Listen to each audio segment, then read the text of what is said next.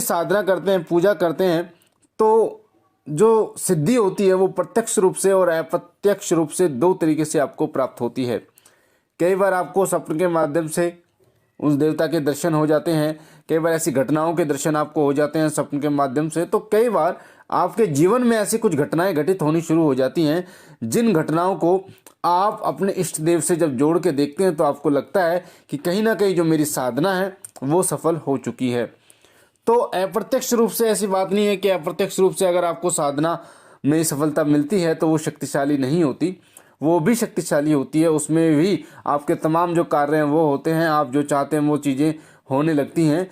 और जिनको प्रत्यक्ष रूप से सिद्धि प्राप्त हो जाती है तो उसका तो कोई जवाब ही नहीं होता। प्रत्यक्ष रूप से जिन लोगों को सिद्धि प्राप्त होती है तो उनको खुली आंखों से भी देवताओं के दर्शन जो है वो होने लगते हैं। साथ ही उन देवताओं का अद्भुत रूप जो है वो उन्हें देखने को मिलता है। जैसे एक व्यक्ति हमारे यहाँ पे जो बाबा मोहनराम की जिन्होंने साधना करी, झूले की साधना करी, ऊपर झूला टांग कर उस पर वो अपने दोनों हाथ रख के खड़े रहते थे, तो उन्होंने अपना अनुभव बताया कि बाबा मोहनराम की जब उन्होंने साधना करी तो उन्हें प्रत्यक्ष रूप से बाबा मोहनराम के दर्शन हुए। 4:15 सुबह ब्रह्म मुहूर्त का समय था जब उनको जो बाबा मोहनराम है उनके दर्शन हुए थे। और उन्होंने बताया कि बाबा मोहनराम के जो मुझे दर्शन हुए थे इस प्रकार हुए थे कि नीला घोड़े पर बाबा मोहनराम जो है वो आ रहे हैं और बहुत बड़ा स्वरूप बाबा मोहनराम का है, और नीला जो प्रकाश है वही उनको जो दिख रहा है हर जगह पर। तो पूरा नीला प्रकाश था और बहुत बड़ा स्वरूप जो बाबा मोहनराम का था। उन्हें नीले घोड़े पर बाबा मोहनराम के दर्शन हुए थे और वो चौकी भी लगाते हैं, साथ साथ में दूसरों के कष्टों का भी निवारण जो है वो बाबा की कृपा से करते हैं।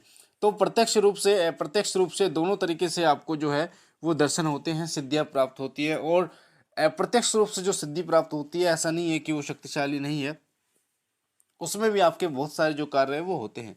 तो आइए बात करते हैं उन लक्षणों के बारे में जो लक्षण आपको बताते हैं कि आपके ऊपर जो है वो इष्ट कृपा से आपको सिद्धि प्राप्त हो गई है और साथ ही जो देवता की जो शक्ति है वो जागृत हो गई है। पहला लक्षण होता है कि जब आपको देवता की कृपा प्राप्त हो जाती है, जागृत हो जाती है उनकी शक्ति, तो आपकी जो प्रार्थना है वो स्वीकार होने लगती है। कई लोगों को आपने देखा होगा कि अधिकतर ये जो चीज़ है ये उन लोगों के साथ होती है जो चर्च में लोग जाते हैं, वो प्रार्थना करते हैं। तो हमारे ही एक रिश्तेदारी में एक लड़की है जो कि उनको मानती है, ईशा मसीह को मानती है, यानी कि थोड़ी लंबी रिश्तेदारी है पर उनको मानती है। तो कई बार जब मिलना होता है उनसे तो बोला जाता है कि ये जिसके लिए प्रार्थना कर देती हैं उनका कार्य हो जाता है। जैसे किसी की अगर तबीयत खराब है तो उसके लिए प्रार्थना करती हैं तो उसकी तबीयत ठीक हो जाती है, या फिर कोई कार्य अटक रहा है तो उसके लिए प्रार्थना करते हैं तो वो ठीक हो जाती हैं। तो उसकी ही प्रार्थना क्यों स्वीकार होती है? तो ये सभी लक्षण बताते हैं कि वो जो देवता है, जो इष्ट है, उसकी शक्ति जागृत हो चुकी है, उसकी सिद्धि आपको प्राप्त हो गई है। तो ऐसे ही सभी जो लोग हैं, सभी लोगों की प्रार्थना क्यों स्वीकार नहीं होती? इसलिए नहीं होती क्योंकि उनके पास उस देवता की शक्ति जागृत नहीं होती। और कोई भी शक्ति है जब तक वो जागृत नहीं होती तब तक कार्य नहीं करती। चाहे वो कोई माला है, चाहे कोई आसन है, जब तक वो जागृत, कोई चिमटा हो गया, त्रिशूल हो गया, कोई मंत्र हो गया, जब तक वो जागृत नहीं होगा तब तक कार्य नहीं करता।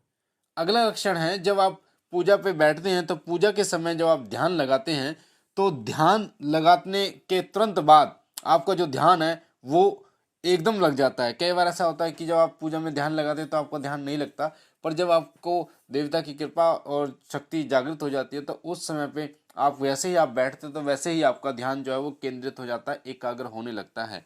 साथ ही साथ आपको स्वप्न के माध्यम से या फिर ध्यान के माध्यम से आपके कई प्रश्नों का उत्तर मिल जाता है। कई लोगों को आपने देखा होगा कि जब वो पूरी भागदौड़ी की जिंदगी में एक स्थान पर बैठते हैं, शाम के समय पर कई लोग बैठते हैं, ध्यान लगाते हैं, तो बहुत सारे लोगों के बारे में वो देवता से पूछते हैं, उनके प्रश्नों का उत्तर उनको मिल जाता है और वो बता पाते हैं। तो वो यही अवस्था होती है जब वो ध्यान के माध्यम से देवता से पूछते हैं, उनके प्रश्नों का उत्तर जो है वो उन्हें मिलने लगता है।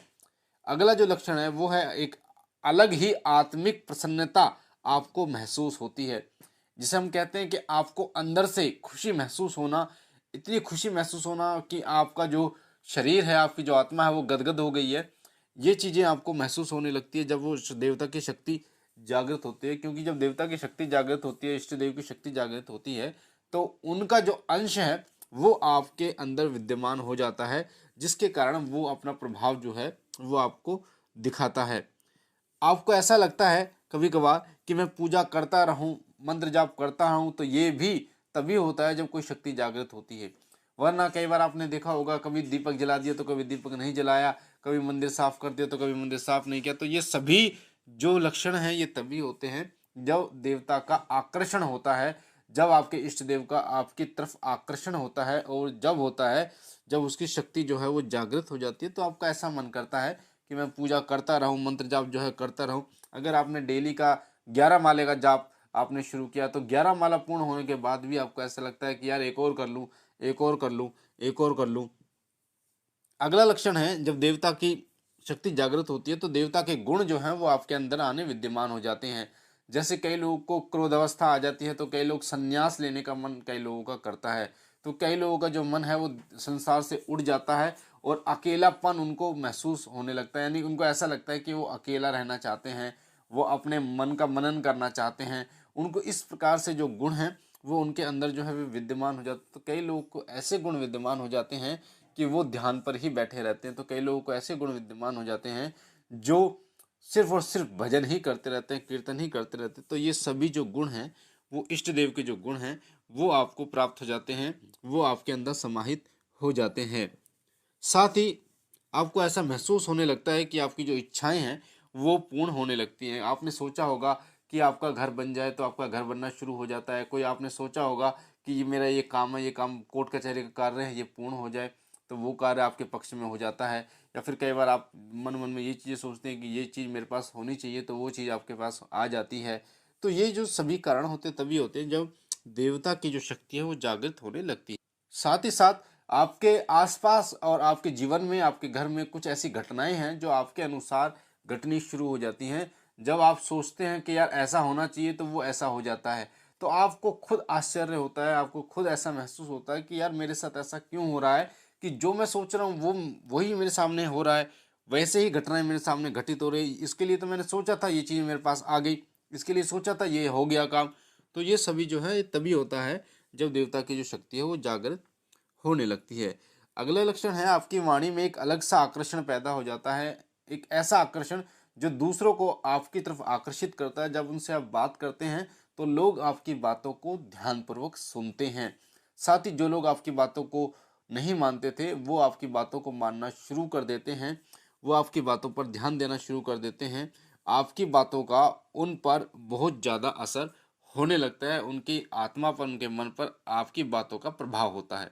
तो ये थे कुछ ऐसे लक्षण कि जब देवता की शक्ति जागृत होती है, देवता के गुण आपके अंदर आते हैं, आपको सिद्धि प्राप्त होती है। तो ये जो लक्षण हैं ये आपको दिखाई देते हैं। आपके भौतिक जीवन में, गृहस्थी जीवन में आपको ये जो गुण हैं ये आपको दिखाई देते हैं, ये लक्षण आपको दिखाई देते हैं। तो समझ जाइए कहीं ना कहीं जो देवता हैं, आपके इष्ट देव हैं, उनकी कृपा आपको प्राप्त हो रही है, उन वो जागृत हो रहे हैं। साथ ही उनकी जो शक्ति है, उनका जो गुण है वो आपके अंदर है, आपको सिद्धि प्राप्त हो रही है। तो मुझे आशा है ये जानकारी आपको पसंद आई होगी।